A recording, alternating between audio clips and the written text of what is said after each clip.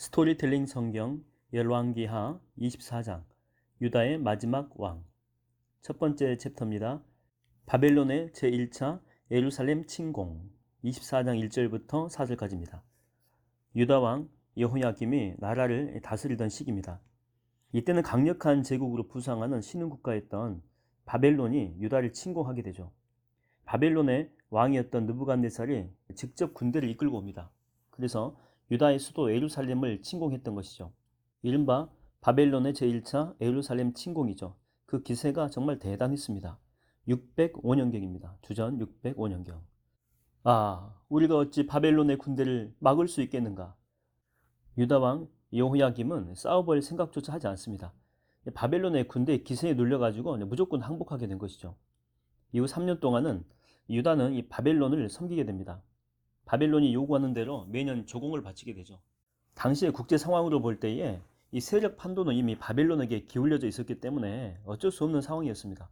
이 갈그미스 전투에서 이집트 군대가 바벨론에게 크게 패한 뒤로 유다에 대한 이집트의 지배력이 급격히 소멸된 것이죠. 대신에 바벨론이 날로 그 세력을 더하고 있었습니다. 그래서 유다 왕 여호야김은 어쩔 수 없이 바벨론 왕을 섬기면서도 다른 한편으로는 호시탐탐 때를 노리고 있었죠. 드디어 기회가 왔다. 우리가 계속 바벨론 왕에게 얽매여 살 수는 없는 노릇이다. 이집트가 어떤 나라인데 조만간 다시 세력을 회복해서 바벨론 군대를 쳐 부술 거야. 바벨론 왕을 섬긴 지 이제 3년이 되었을 텐데 유다 왕 여호야김은 바벨론에게 반기를 들게 됩니다. 유다 왕은 당연히 이집트의 도움을 기대하고 반기를 들었죠. 그러나 갈그미스 전투에서 참패한 이집트는 유다의 지원군을 보내줄 형편이 되지 못했던 것이죠. 이 일로 유다는 바벨론 왕의 보복을 초래하게 됩니다.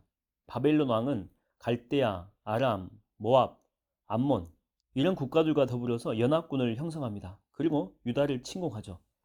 근데 이 같은 역사의 배후에는 하나님의 섭리가 깃들어 있었죠. 주께서 이렇게 섭리하신 직접적인 원인은 당시에 유다 왕이었던 여호야김이 하나님을 거역하고 이방 우상을 숭배했기 때문이죠. 그리고 보다 근본적인 원인은 주께서 일찍이 자기 종들인 이 선지자들을 통해서 선포하신 말씀대로 여호와 하나님을 저버리고 우상을 섬긴 유다를 멸망시키려고 작정을 하셨기 때문입니다. 주께서는 유다 왕이었던 므낫세가 55년 동안 나라를 다스리면서 하나님을 거슬려 가지고 저지른 모든 사악하고 가증한 죄악 때문에 유다 땅에 그런 재앙을 내리시기로 작정하셨던 것이죠.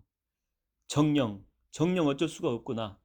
여호사밧이나 히스기야나 요시야를 생각하게 되면 유다를 멸망시켜서는 안 되지만 므낫세 때문에 도저히 묵고 할 수가 없다.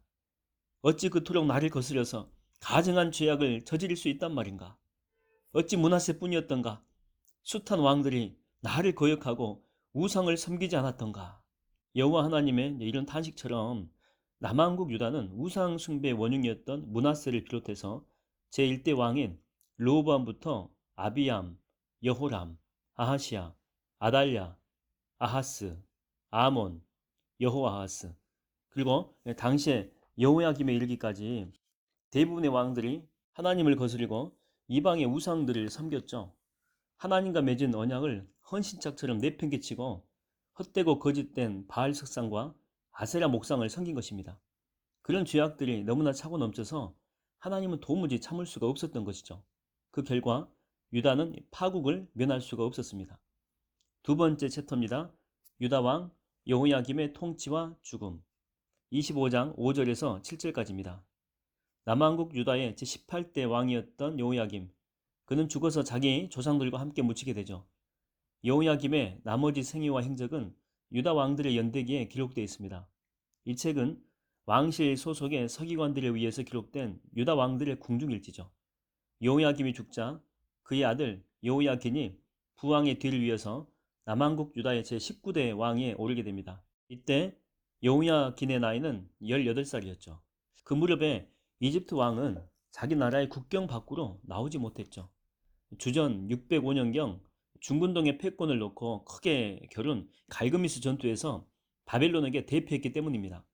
그 전투로 인해 가지고 바벨론의 세력은 이집트의 국경지대인 이집트의 시내산으로부터 예전의 아수르 땅인 유프라테스 강 그 유역까지 중근동의 모든 지역을 다 장악하게 되죠.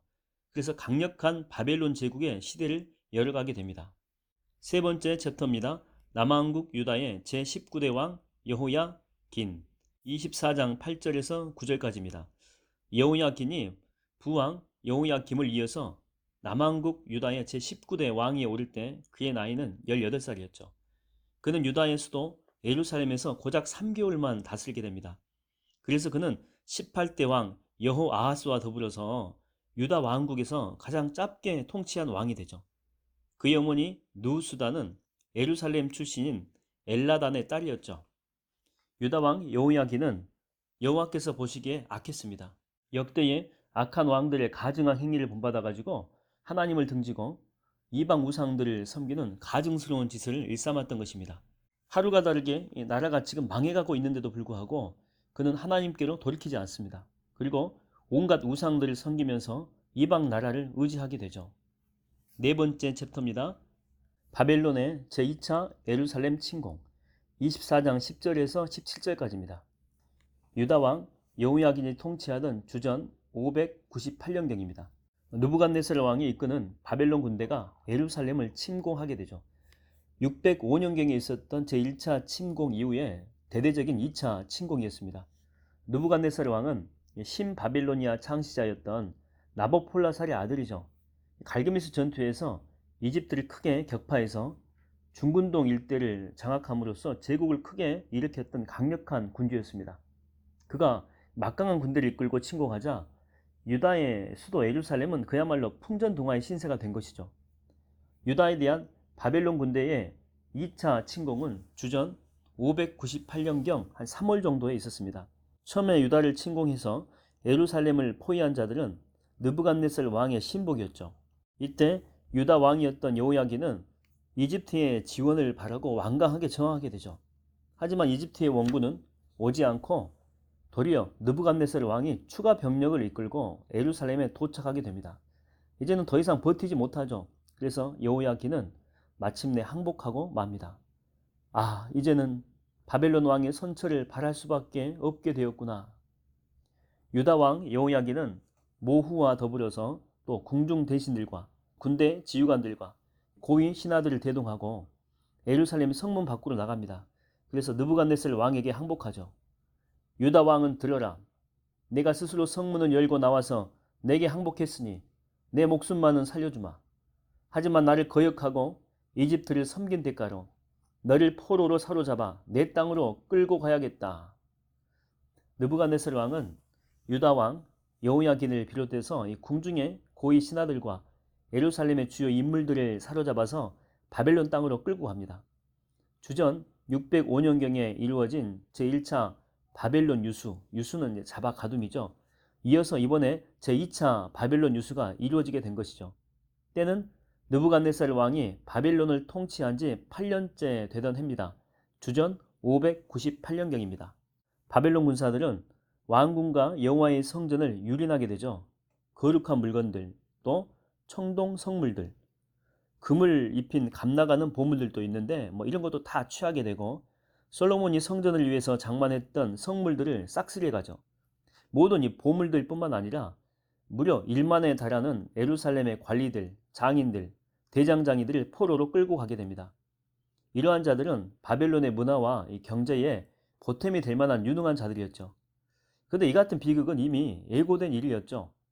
남한국 유다의 제13대 왕인 히스기야 때에 왕이 바벨론 사절단에게 왕궁의 보물창고와 성전의 성물 곳간을 활짝 열었잖아요.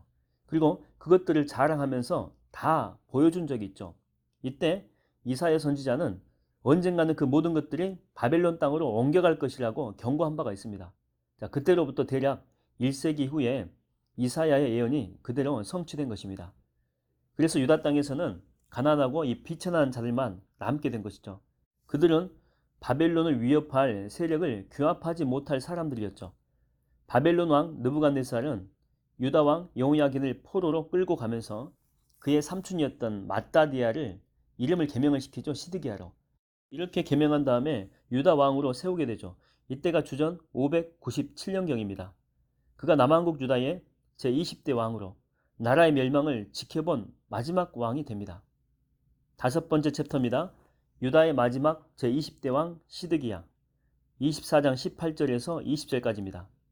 여호야긴의 삼촌 시드기야가 바벨론 왕 느부갓네살에 의해서 남왕국 유다의 제20대 왕이 오를 때에 그의 나이는 21살이었습니다. 그는 유다의 수도 예루살렘에서 11년 동안 나라를 다스리게 되죠. 그의 어머니 하무달은 림나 사람인 에레미야의 딸이었습니다. 여호와 보시기에 시드기야 역시 악했죠. 이전에 유다의 역대 악한 왕들과 마찬가지로 하나님 앞에서 악한 짓을 일삼았던 것입니다. 무엇보다 하나님을 등지고 떠나가서 이방 우상들을 따르고 숭배했죠. 그러므로 유다에는 더 이상 소망이 이제 없게 되는 것입니다. 이제 여호와 하나님의 면전에서 완전히 쫓겨난 일만 남게 된 거죠. 나라가 이렇게 시시각각 망해가는데도 유다 왕은 여호와 하나님을 의지하지 않습니다. 아무런 대책도 없이 이집트만 의지한 것이죠.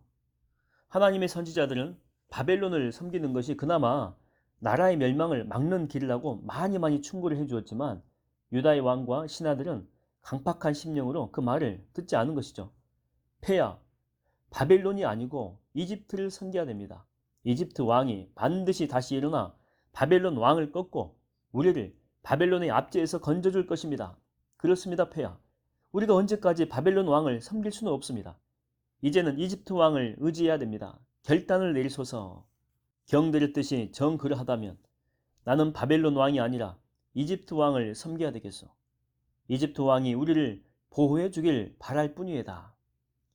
바벨론 왕에 의해서 유다 왕위에 오른 시드기야는 처음 몇 년 동안은 당연히 바벨론을 섬겼겠죠. 그러나 궁중 내에 친이집트, 친애굽 신하들이 많이 있었겠죠. 그래서 이들의 주장을 결국에는 받아들이게 되고 바벨론 왕 느부갓네살에게 결국에는 반기를 들게 됩니다. 이때 하나님의 선지자였던 에레미야는 하나님의 뜻에 따라 유다가 바벨론과 화친을 맺고 바벨론 왕을 계속 섬기는 것이 유다가 살 길이라고 계속해서 외치죠. 하지만 당시 유다 궁중에는 친애굽 세력이 득세하고 있었습니다. 그들을 강력하게 바벨론을 버리고 이집트를 섬기자고 주장하게 되죠. 그래서 우유부단한 왕을 설득하고 압박하게 됩니다. 또한 이 거짓 선지자들도 하나같이 이집트를 의지하는 것이 옳다고 예언하게 됩니다. 그래서 시드기야 왕은 이집트를 의지하기로 결정합니다. 그리고 그러니까 바벨론에 대해서 반기를 들게 되죠. 결국 그것이 유다의 멸망을 재촉한 것입니다. 당시 세력이 크게 약화된 이집트는 유다를 지원할 여력이 없었고 자기 나라를 방어하기에도 벅찼기 때문입니다.